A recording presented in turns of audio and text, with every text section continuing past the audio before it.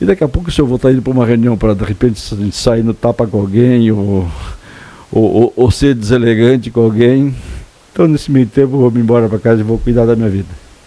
Foi o que acabou acontecendo. Mas deixei grandes amigos dentro da sigla, pessoas que uns ainda estão, outros já não estão mais.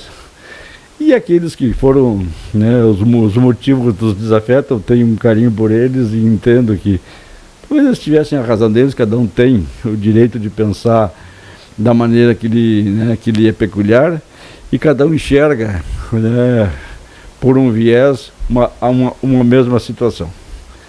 E é isso aí que faz parte, isso aí que faz a política ser dinâmica, ser gostosa. Só o que não pode faltar entre as pessoas é o respeito. Não pode faltar o carisma. Tu não pode levar as coisas ao extremo, porque quando tu é tão à esquerda ou tão à direita, tu acabas ficando isolado. Tu não pode ser uma língua com as outras, mas tu não pode ser só tu sabe ou só tu sabe. E tem aquela linguagem da ferradura, né?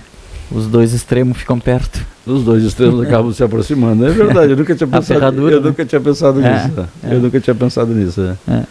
É verdade, o pessoal brinca muito com isso, né?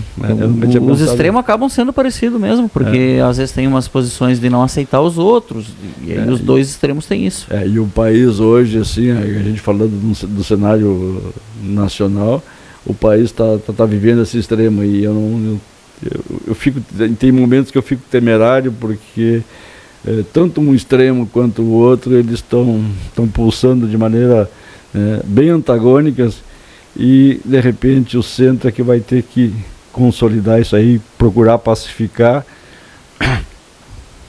Mas tu vê algum nome de centro capaz de fazer essa liderança, de juntar desde vamos dizer assim, da centro-esquerda, centro-direita, para deixar os extremos menor e ele ser maior que os extremos? Tu vê algum líder capaz disso? Não me atreveria ainda a falar. Tem umas pessoas que a gente pensa, mas a gente tem que ainda procurar entender mais, procurar conhecer mais, porque o ser humano, quando tu pensa, às vezes quando tu pensa que tu conhece, tem um ditado que diz que tu quer conhecer o Juanito, tu dá-lhe um carguito.